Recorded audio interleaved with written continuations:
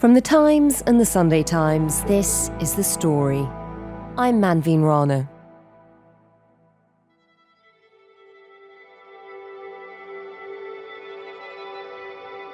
It was spectacular coming into land. It was a really clear day, bright sunshine, and just out of the window you can see mountains on mountains and the sea, and it's just such an amazing landscape.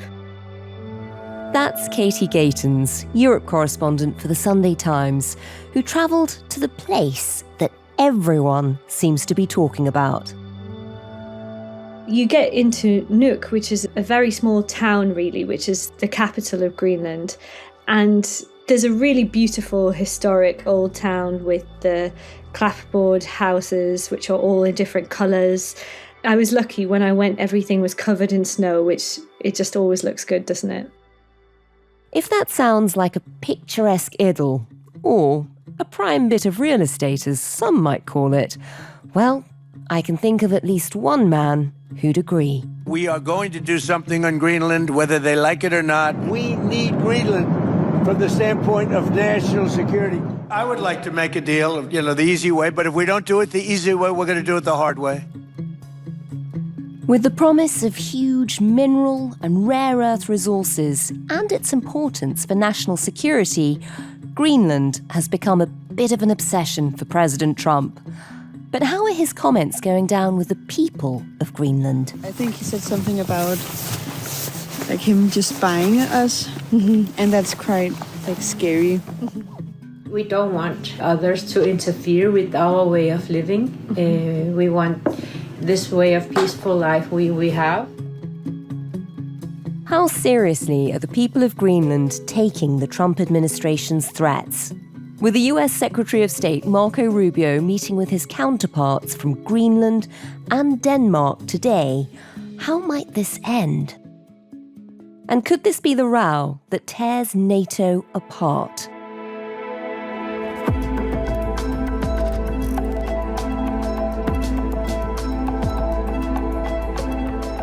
The story today: can NATO survive a hostile takeover of Greenland?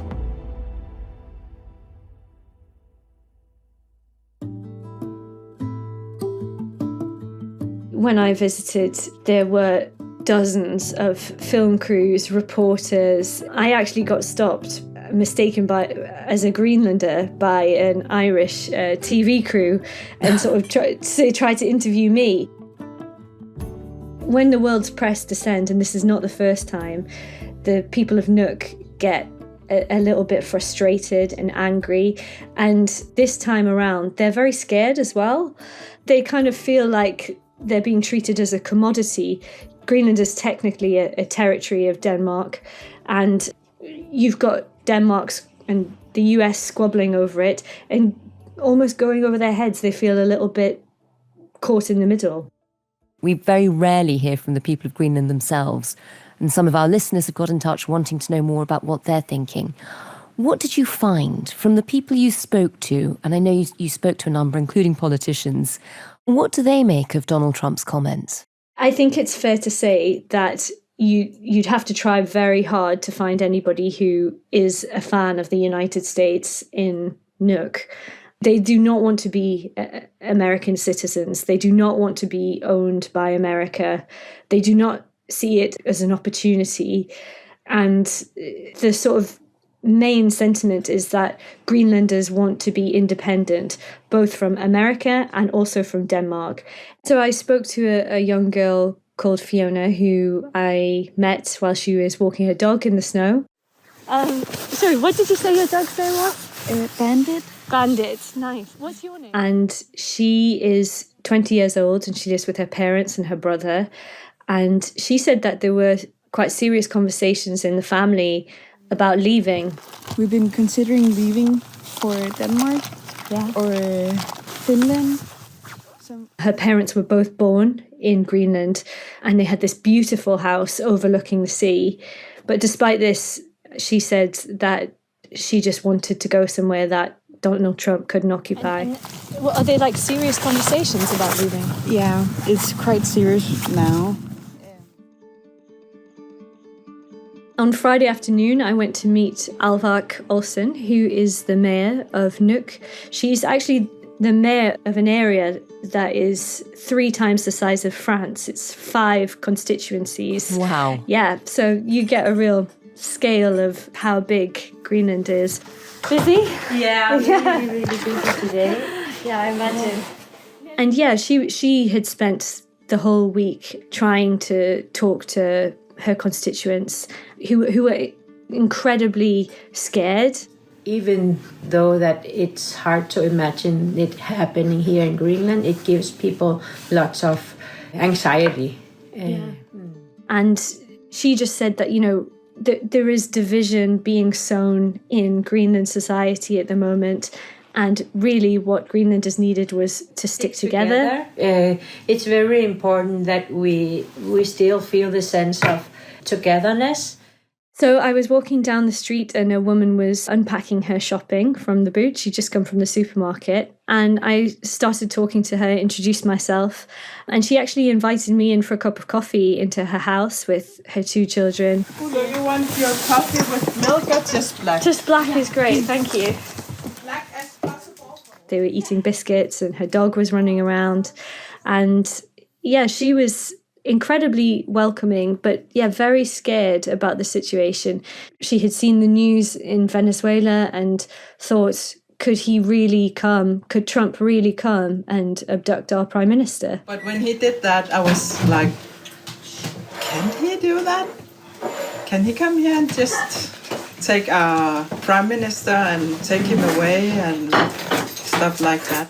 She said that she had been speaking to her 2 children who had also seen lots of videos on TikTok and didn't understand why Trump wanted to come here. Yeah, and then we have a little chat about it and we talked about he wants to come here and he wants to buy Greenland and we have some stuff in the mountains that he wants.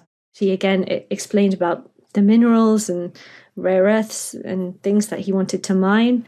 And maybe he will come here just without any permission. And then she said, he can't come here without our permission. Yeah, he can. No, I don't like that, she said. Katie, we know that because of a treaty drawn up in 1951, the US military is allowed to build bases on the island. Why then are they pushing for more? Why do they seem to want to own it? The US actually used to have a lot of military bases on Greenland and they closed them after the Cold War. They do have one. It's very far in the north. It's called Patuxent Space Base. And the number of soldiers there has actually increased. If they are truly concerned about the security of the United States and see Greenland as integral for US security, they're welcome to kind of build more military bases. But Donald Trump has really stressed the importance of ownership. He said in the New York Times interview that ownership was psychologically important for success. I think that ownership gives you a thing that you can't do, whether you're talking about a lease or a treaty. Ownership gives you things and elements that you can't get from just signing a document that you can have a base. Which speaks volumes, I think, when you look into what might be about to happen. He wants to own Greenland. And what he's not saying, perhaps, is that Greenland has got vast mineral and rare earth reserves, which are incredibly important for the production of batteries, weapons, aeroplanes. And it's China that has a monopoly on these rare earths. They are mined and processed in China at the moment. And that means that China has a grip on all of these industries, many of which are very important in the US as well, like the tech industry. So I think that a lot of people believe that by owning Greenland, Donald Trump will be able to establish mines and processing plants for rare earth minerals on Greenland and be able to sort of break China's hold on that industry. That was Katie Gatens, still brushing the snow off her boots from Greenland. But how are the Trump administration's ambitions for Greenland being viewed by their NATO allies? We got in touch with our very own expert. I am Oliver Moody, the Berlin correspondent for The Times and Sunday Times. So I cover Germany, but also Northern Europe, which is more relevant for today's purposes. Ollie, there have been fears about the Arctic being effectively the Achilles heel of NATO, the place where we're most vulnerable for some years now. And yet it doesn't seem like very much is changing. I mean, just talk to us about the threat. What is it that people are really alarmed about up in that area? Yeah, I mean, having recently published a book on the Baltic, I'm very biased, but I wouldn't necessarily regard the High North as the Achilles heel of NATO. Plenty of people in NATO will. But it is certainly an area of increasing vulnerability. So what is happening is that, as we all know, the ice around the Arctic is melting. It's warming at a faster rate than much of the rest of planet Earth. And that is opening up all kinds of possibilities. It's opening up access to new resources and shipping routes and territories. And that inevitably comes not just with commercial issues, but with security tensions. And at the same time, missile technology has advanced so much in recent decades to the point where both Russia and China are now within touching distance of being able to strike the North American mainland with cruise or ballistic missiles. So there are a whole bunch of issues here around naval control over the approaches to North America from the northeast, but also to the North Atlantic via the so-called Greenland, Iceland, UK gap. And we have China muscling in. It doesn't have any presence in the Arctic, but it's started referring to itself as a near-Arctic power. And there is concern that this is a kind of scramble for the Arctic that we're seeing now, and that particularly Russia is not only militarizing its own territory, places like the Kola Peninsula and the Novaya Zemlya Islands in the Arctic, but also that we could see land grabs for places like Svalbard, which is a Norwegian archipelago in the Arctic.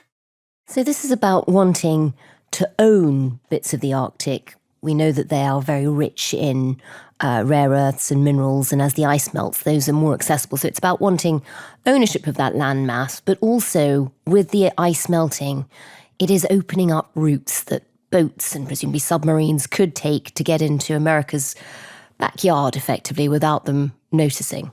Yeah, it's something that's really important to say is Trump has said that the area around Greenland is crawling with Russian and Chinese warships. If you take a look outside of Greenland right now, there are Russian destroyers, there are Chinese destroyers and bigger, there are Russian submarines all over the place. And that is just not true. But it is certainly the case that the US does see itself as being at a kind of global naval competition with China. And it is not unimaginable that the area around Greenland could become a decisive theatre of that naval competition in the near future.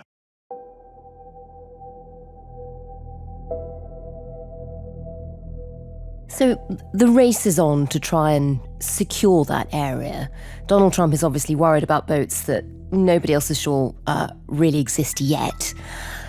There's been a very serious response to his comments about Greenland and his administration's comments about Greenland. Tell us a bit about how the NATO alliance is responding. Well, the individual NATO allies have had to calibrate this very carefully. We've seen very minutely orchestrated and coordinated statements from Keir Starmer. The future of Greenland is for Greenland and the Kingdom of Denmark. From the German Chancellor Friedrich Merz. From President Macron. Les États-Unis sont une puissance établie, mais qui se détourne progressivement de certains de ses alliés.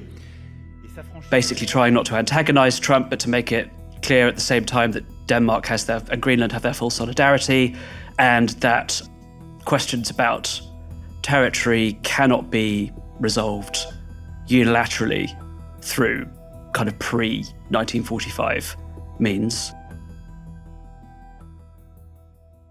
NATO itself has been even more wary. We saw a press conference with Mark Rutte, the Secretary General, last Friday, where he looked like a man with an invisible gun to his head. And he was basically saying, we take Trump's concerns very seriously, and absolutely refusing to be drawn on the Greenland question. All allies agree on the importance of the Arctic and Arctic security, because we know that with sea lanes opening up, there is a risk that the Russians and the Chinese will be more active. And as you know, we tend to overuse the word existential these days in the media, but this really is existential for NATO. If Trump does grab Greenland, it's very hard to see how the alliance can survive in any meaningful form. Yeah. We know the Germans, too, have been getting involved. The German foreign minister has even flown out to Washington for discussions about this. What do we know about how those have gone? That's right. Johann Wadephul was in Washington last night. He met with Marco Rubio, the US Secretary of State. And just for context, as far as anyone can really read the runes on what's going on in Washington, there appear to be three different factions on the Greenland question, where you have Stephen Miller, who is Trump's Homeland Security Advisor, Deputy Chief of Staff, who is very, very aggressive and bullish. Nobody's going to fight the United States militarily over the future of Greenland. You have the camp around J.D. Vance, the Vice President, which tends to be more isolationist. We're going to make sure we defend America's interests, and I think the president's willing to go as far as he has to make sure he does that. And then you have Rubio, who appears to be very influential and is more of a kind of classical neoconservative in the old mold. Every president retains the option to address it through military means. As a diplomat, which is what I am now, and what we work on, we always prefer to settle it in different ways. And the Europeans very much feel that the way to resolve this crisis is through Rubio, that he is the most reasonable person that they can deal with. So Wadephul met with Rubio. It's not entirely clear from the readouts how much progress he made, but he did say afterwards that he had seen no evidence that the US was seriously contemplating an invasion of Greenland.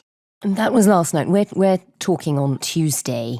We know that another meeting is taking place, as you say, with Marco Rubio again at the fore, with other members of the Trump administration and their Danish counterparts tomorrow on Wednesday when this podcast is published. What can we expect from that? That's right. This is not just the Danish Foreign Minister Lars Løkke Rasmussen. It's also the Greenlandic Foreign Minister Vivian Motzfeldt.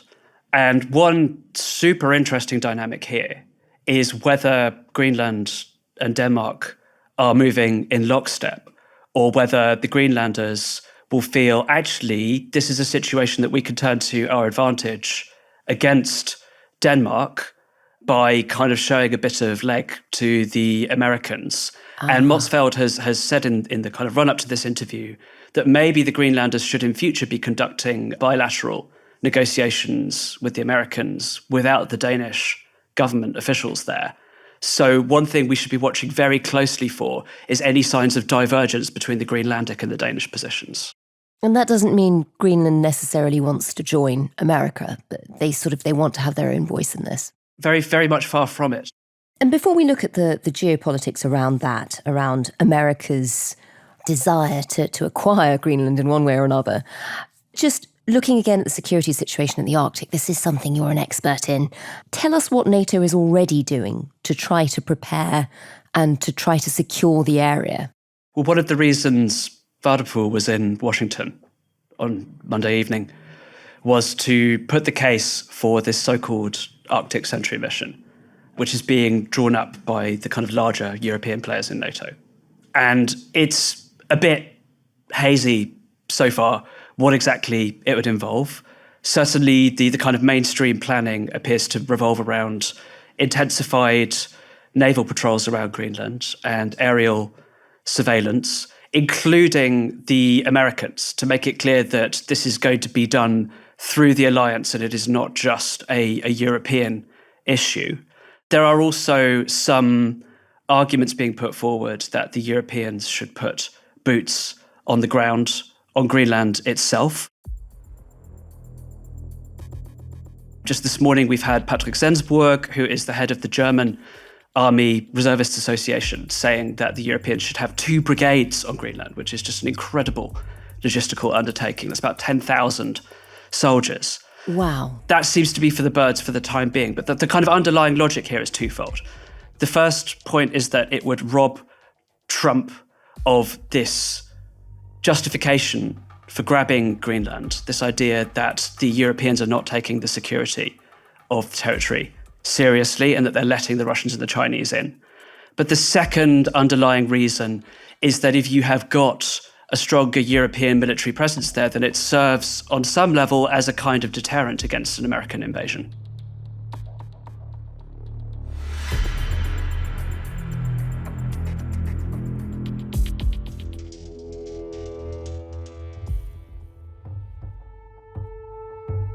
The American Secretary of State, Marco Rubio, will be in high-level talks with his counterparts from Denmark and Greenland later. But if America is seriously plotting to take over Greenland, how exactly would they go about it? What are the options they'll be considering? In an essay for The Times the other day, I put forward 4 scenarios. The first of which is an outright American invasion. The military analysts who've wargamed this have no doubt at all that as the world's preeminent military power, the Americans would be absolutely capable of it, and that the Europeans would be fools to offer any military resistance. Just to clarify, that would be an invasion where if they were to face any opposition, it would be European NATO allies fighting them. It would be a NATO war. Remarkable that's even a possibility. It's extraordinary, right? It's absolutely bonkers. Trump may not care. It may well be that NATO, in his mind, is already basically finished and is only retained as a source of leverage over the Europeans. And he certainly doesn't give 2 figs for international law or the US's reputation with countries elsewhere in the world. But there are a couple of things that would certainly give him pause for thought there. One is that this is very different from what he did in Venezuela. It's an occupation. And it would be an occupation where a large proportion of the local population very strongly resented the Americans being there and telling them what to do under military duress. Yeah. And then there is also the medium to long-term prospect of a kind of escalatory arms race in the Arctic, where the Russians and the Chinese look at this and say, well, if the Americans are making these aggressive moves in the high north, we need to cover our backs. And so, Svalbard, which we mentioned earlier, comes into play. It's possible that the Chinese and the Russians start stationing even more long-range strike assets in the Arctic, and that ultimately this actually undermines America's national security. So that's not a great option. What are the other scenarios that they might pursue? So scenario number 2 is basically a combination of stick and carrot. I'm not convinced that the carrots are that appealing to the Greenlanders. There's been some rumours of a lump sum bribe, basically, of anything between $10,000 and $100,000 per Greenlander, kind of to hold an independence referendum, which sounds like a lot of money until you realise that the Danes are already transferring the equivalent of about $15,000 per Greenlander per year in the so-called block grant. And that the Greenlanders would also be at risk of giving up free healthcare and all the other paraphernalia of being part of a rich social democratic country if they were to let themselves be absorbed into the US. The stick is most obviously the threat of military force, but also there is the whole Russian playbook for intimidating or infiltrating neighbouring territories, which includes things like online misinformation. It includes kind of whispering campaigns on the ground. There are these investigations by the Danish security services that are still ongoing into allegations that agents of the Trump administration have already been in the Greenlandic population trying to stir up secessionist sentiment and harp on about the evils of Danish colonial rule. And this scenario is one I think we should be taking very seriously. The third scenario is kind of adjacent to that, and that is a so-called Compact of Free Association, or COFA. How does that work? It's basically a deal where Greenland would remain technically independent, but would sign an agreement with the US where the Americans would get concessions over things like the military presence and mining rights in return for preferential trade terms or subsidies or whatever it might be. The Americans already have these deals with several small island nations in the South Pacific, like Micronesia and Palau. If you look at the existing contracts, the terms are not that generous. Again, it might not be that appealing to the Greenlanders, but it might be possible that they feel they can cut a better deal there than they currently have with Denmark. So that can't be completely ruled out. That would still mean that Denmark would lose control of Greenland. A state can only enter a COFA arrangement if it is an independent sovereign state. So that would probably presume that Greenland is independent. And that can't happen without the consent of the Danish parliament. So that is a scenario where the Danes need to be on board as well, which is it's a tall order. Yeah, difficult to see that happening. Well, let's see how things evolve. I mean, we're in such a volatile situation that predictions are a bit of a mug's game. The fourth scenario is basically a modified version of the present, where this conflict is frozen, where NATO sends the Arctic Sentry mission up to the high north. The Americans get more bases on Greenland if that is what they truly want. They open up more mining for things like rare earths and zinc and uranium. But Greenland cleaves to the Kingdom of Denmark for the time being and continues inching towards independence. That is not a stable scenario. It is one where Trump will keep, presumably, returning to the issue over and over again, and the Danes and the Greenlanders will keep having to deal with it. But it is probably the kind of least horrible of all of the situations from a Danish or Greenlandic perspective. Yeah, a more gradual change, if the change is to come. Precisely.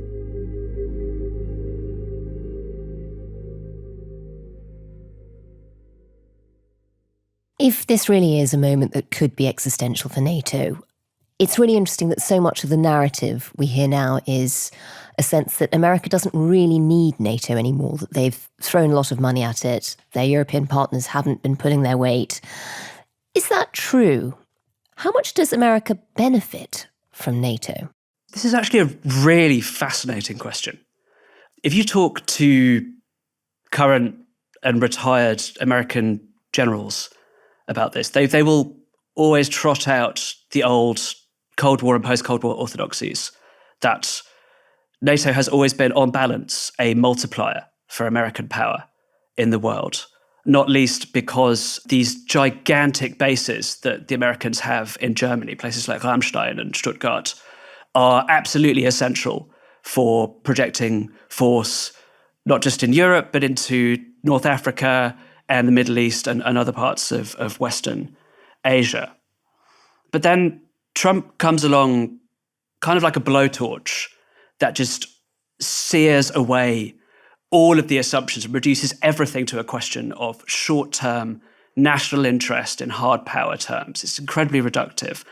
And a lot of those arguments start to fall away. It's possible, now that boots on the ground are not really the kind of style of American military policy, that he just doesn't care about force projection. Or he might assume that the Europeans are such a bunch of weaselly milkweeds that even if NATO falls apart, he can still take what he wants, and that the Germans will still give him access to these bases, and the Nordic countries will still let the Americans use their infrastructure.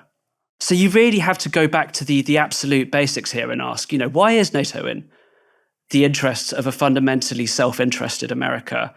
Another thing that Greenland shows us is a really good example of the ways in which America is unexpectedly dependent on its NATO allies in the high north.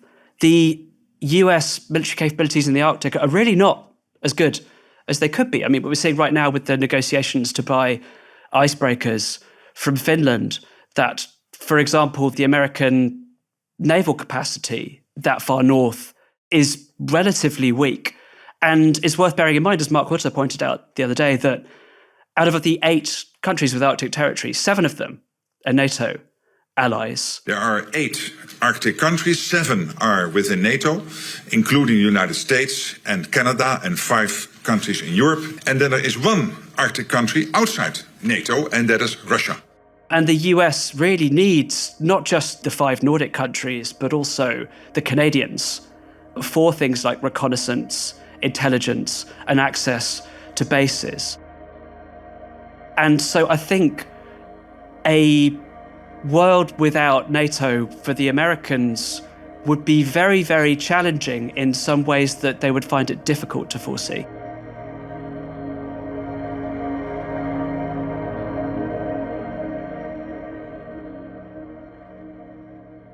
So, with all of that in mind, and, given that the American defence industry relies an awful lot on NATO partnerships too, what do you think will happen? Will NATO survive this moment? I am very, very reluctant, increasingly reluctant these days to make prophecies, even about what's going to happen in a week's time, let alone in a few years. I think when you just look at the most basic interests of all parties involved, there is such a strong case for maintaining NATO, even in a weakened form, that it would be really mad for the Americans to tear it all up just for the sake of grabbing some territory that they can't even do very much with in the High North. And I think what we're seeing anyway is that NATO is evolving and becoming a very different kind of alliance in which the Europeans and the Canadians are increasingly semi-detached from the Americans and starting to develop not just military capacity of their own, but also kind of independent planning and command structures that mean that they could, in a pinch, survive without the Americans. So we're seeing a kind of loosening of those transatlantic bonds anyway. My base case assumption would be that NATO does ultimately limp through this crisis, but that it is transformed into a much more kind of articulated association rather than the kind of almost unbreakable military alliance that we knew in the Cold War era. And what would that look like? What would it mean for us? Would we have the same security guarantees? We would not have the same security guarantees. The two really fundamental problems there are, number one, nuclear deterrence. It remains a fact that although the British and the French have nuclear warheads, they are limited in numbers, and they're limited in the vectors through which you can deliver them, and grossly overmatched in both respects by Russia's nuclear arsenal.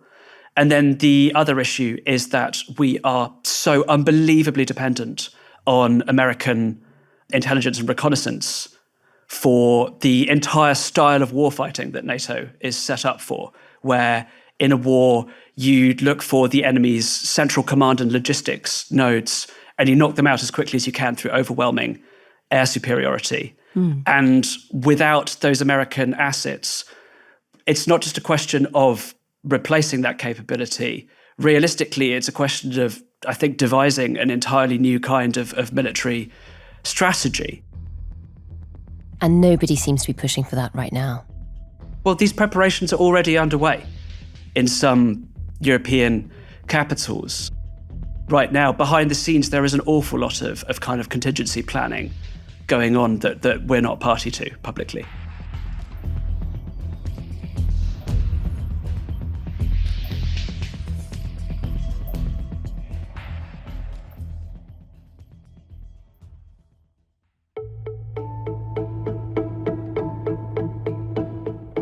That was the Berlin correspondent for The Times and The Sunday Times, Oliver Moody. And before that, you heard from the Europe correspondent for The Sunday Times, Katie Gatens. You can read Katie's dispatch from Greenland and Oliver's essay on America's options for what they might do there at thetimes.com with a subscription. We've put links to both of those articles in the notes for this episode. The producers today were Edward Drummond and Sophie McNulty. The executive producer was Tim Walklate. And sound design and theme composition were by Mal Lassetto. If you can, do leave us a review wherever you get your podcasts. Thanks for listening. We'll be back tomorrow.